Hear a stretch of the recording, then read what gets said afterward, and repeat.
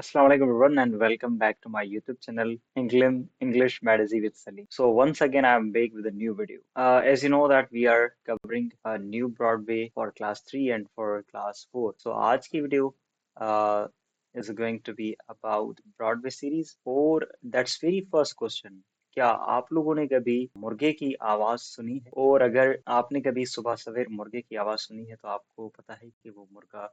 ऐसी आवाजें क्यों निकालता है? सो आज की इस स्टोरी के अंदर हम सीखने जा रहे हैं we are just going to learn a wonderful poem जिसके अंदर we will learn about rooster कि वो basically this is a very wonderful poem जिसके अंदर आप लोग न्यू वर्ड सीख सो चलते हैं ब्रॉडवे पेज नंबर 34 खोलेंगे न्यू ब्रॉडवे के अंदर और हम स्टार्ट करेंगे this is a wonderful poem so चलते हैं स्क्रीन पर और स्क्रीन पर चलने से पहले आप सबसे यही रिक्वेस्ट है कि please subscribe my channel and just share with your classmates और डोंट फॉरगेट टू कमेंट कि आप लोग कहाँ से देख रहे हैं सो चलें शुरू करते हैं दैट्स अ अमेजिंग फॉर्म तो yes dear viewers we are on screen और हम न्यू ब्रॉडवे का lesson number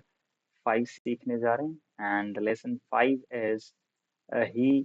leaves the nest वो घोंसला छोड़ता है so this is a basically poem जैसे कि हमने आप लोगों को पहले ही सवाल किया कि आपने कभी भी अ, किसी भी मुर्गे को मुर्गे की आवाजें सुनी है मुर्गे की बांग सुनी है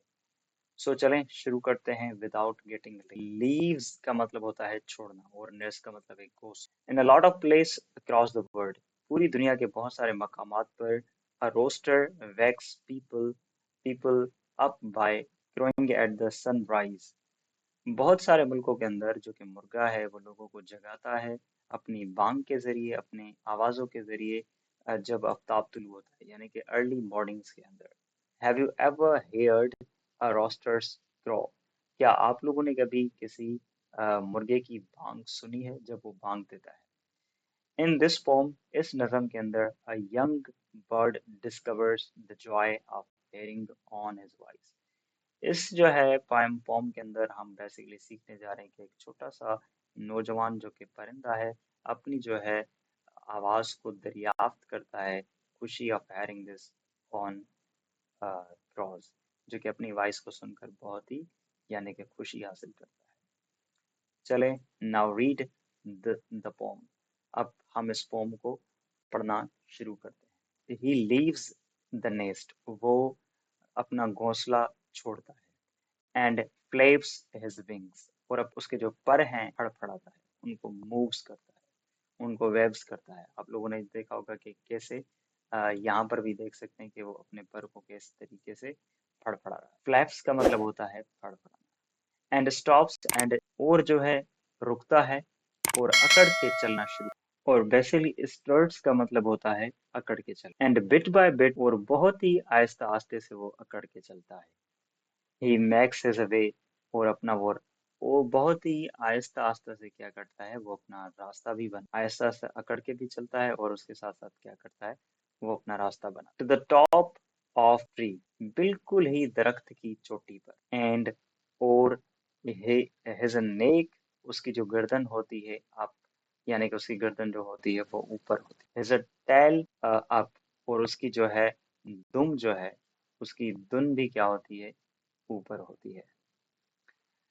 हिज हिज फुट अप और उसके पाँव भी ऊपर होते हैं हिज कॉम्ब अप और इसका जो है कॉम्ब भी बेसिकली क्या होता है इसका कॉम्ब ओके जो कि ताज है ये रेड कलर वाला जो कॉम्ब कहते हैं सो ये भी क्या होता है ऊपर होता है the cock lefts his voice up और जैसे ही वो क्या करता है अपनी आवाज को बढ़ाता है उठाता है अपनी आवाजें करता है एंड क्रोज और वो जो है अपनी बांगे लेता है सो दिस इज बेसिकली यहाँ पर जो पोम है बहुत इंपॉर्टेंट चीजें जो इसके अंदर क्या हैं वो ये हैं कि जो वर्ड्स आप लोगों के लिए हमने निकाले हैं you must know the words इस पोइम को इस वीडियो को देख जो बच्चे देख रहे हैं उनके तो वर्ड्स पढ़ चुके हैं जैसे कि फ्लैप्स स्ट्रॉट्स स्ट्रॉट्स एंड स्ट्रॉट्स का मतलब होता है कि अकड़ के चलना और नेस्ट का मतलब होता है घोंसला सो आई डू बिलीव कि अगर आपने इस वीडियो को लास्ट तक देखा है तो आप लोगों ने इसको पोम को पढ़ने और बहुत अच्छी बात कि इस पोम को समझा होगा। और जो दूसरी बात है, टेल जो है पूंछ को कहते हैं, बिल्ली का हो किसी का भी हो, ठीक है। और दूसरा जो टेल है, TEL, इसका मतलब है बताना, लेकिन दोनों की प्रोनाउंसिएशन सेम होती है। अब लेफ्ट का मतलब क्या होता है, उठाना। और वॉइस का मतलब क्या है, आवाज करना।